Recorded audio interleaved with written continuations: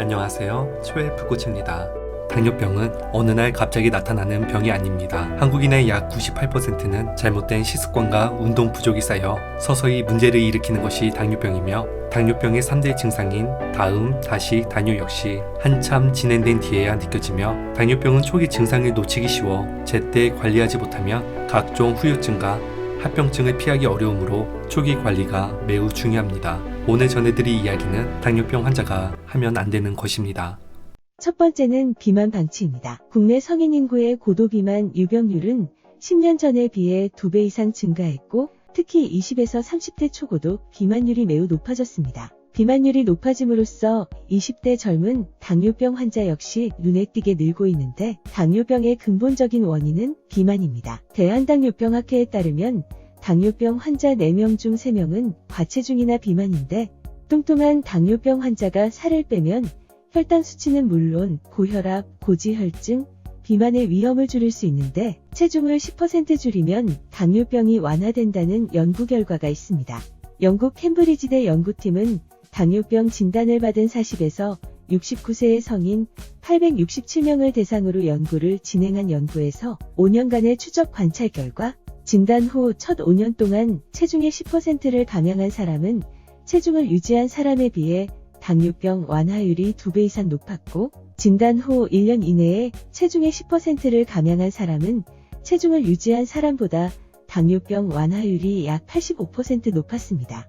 당뇨병 환자가 체중을 줄이기 위해서는 매일 일정한 시간에 규칙적으로 식사를 해야 하며, 이는 정상 혈당을 지속적으로 유지하는 데에도 도움을 줍니다.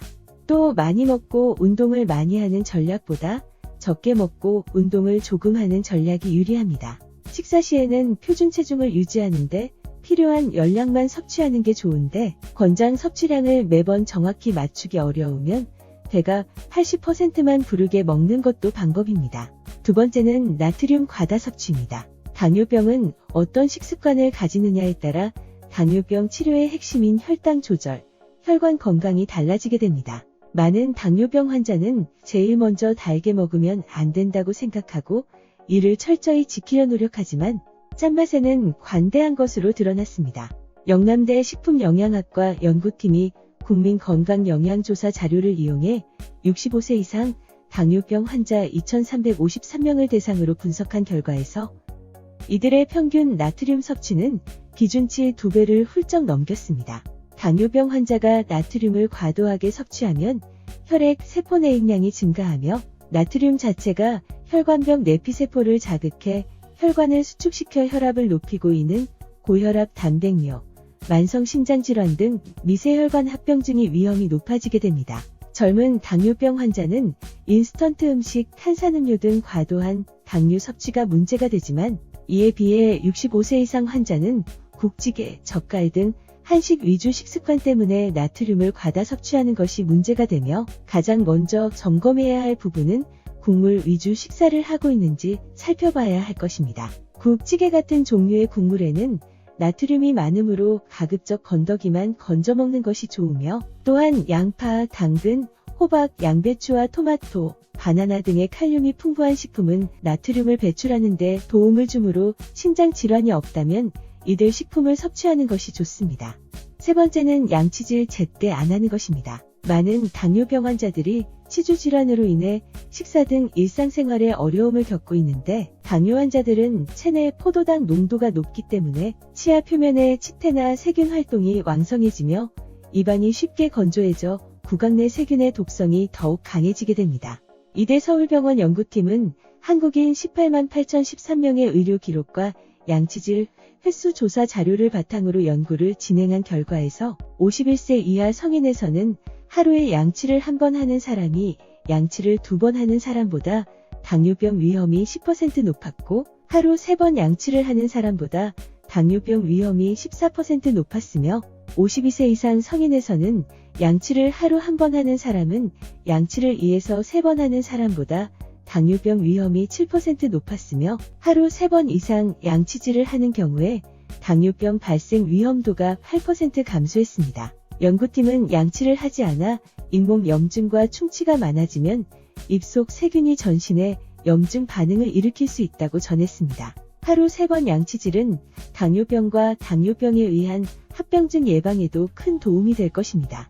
네 번째는 오래 앉아있기입니다. 당뇨병 환자가 신체 활동을 하지 않는 것은 삶의 질 저하와 연관성이 있습니다. 당뇨병 환자가 신체 활동을 게을리하면 삶의 질이 떨어질 위험이 2.6배, 통증과 불편감을 겪을 위험이 1.8배로 높아진다는 연구 결과가 있으며 또 다른 연구에서는 앉아있는 시간이 길수록 당뇨병과 대사증후군 위험이 크다는 연구 결과가 있는데 네덜란드 마스트리흐트대 연구팀은 네덜란드의 40에서 75세의 성인을 대상으로 평소 몇 시간이나 앉아 있는지, 고강도 신체 활동은 얼마나 하는지 등을 묻고 이들의 당뇨병 및 대사증후군 발병 위험을 분석한 결과에서 신체 활동을 많이 하는 그룹은 신체 활동이 적은 그룹에 비해 당뇨병 위험이 6.4배, 대사증후군 위험은 5.7배 컸습니다. 신체 활동이 적으면서 특히 앉아있는 시간이 가장 긴 그룹의 당뇨병 위험은 신체 활동을 가장 많이 하는 그룹보다 당뇨병 위험이 8배, 대사증후군 위험이 9배 컸습니다. 다이아비티즈 케어에 실린 연구 결과에 따르면 아침 식사 후 5시간 연달아 앉아 보내는 사람은 20분마다 한 번씩 일어서는 사람보다 혈당 수치가 24% 높았는데 앉아서 근무하거나 공부하는 사람이라면 계속해서 앉아있는 것보단 한 번씩 일어나 복도를 걷거나 계단을 오르는 등 사소한 움직임을 늘려주는 것이 좋습니다. 5번째는 당뇨병에 좋다는 식품만 섭취하는 것입니다. 당뇨병 환자의 최대 관심사는 식단이며 대부분 당뇨병 환자는 무엇을 먹을 것인가에만 신경 쓰다가 정작 혈당을 제대로 조절하지 못하거나 영양 불균형에 빠지게 되는데 전문가들은 혈당 관리를 위해서는 약 복용만큼 식단 관리가 매우 중요하다고 강조하는데 건강정보 프로그램에서 소개한 당뇨병 환자에게 좋은 식품만을 매일 챙겨 먹을 것이 아니라 골고루 적당히 규칙적으로 먹는 것이 중요합니다. 채소 위주의 식단이 좋다고 해서 육류를 배제할 경우 영양 불균형에 빠지기 쉬우므로 공유, 채소류, 어육류 등 6가지 식품군을 자신의 체중과 활동량에 따라 섭취하는 것이 좋습니다. 또한 아침 식사를 하지 않는 사람은 아침 식사를 한 그룹보다 당뇨병 전 단계의 가능성이 약 1.26배 높다는 연구 결과가 있는데 아침을 거르면 점심 식사 후 혈당과 인슐린 수치가 대폭 증가하고 이는 식후 인슐린 감수성을 낮추고 당뇨병의 원인이 되므로 매일 일정한 시간에 규칙적으로 식사하는 것 또한 중요할 것입니다. 건강의 차이가 곧 인생의 차이다. 시청해주셔서 감사합니다. 행복한 하루 되시길 바랍니다.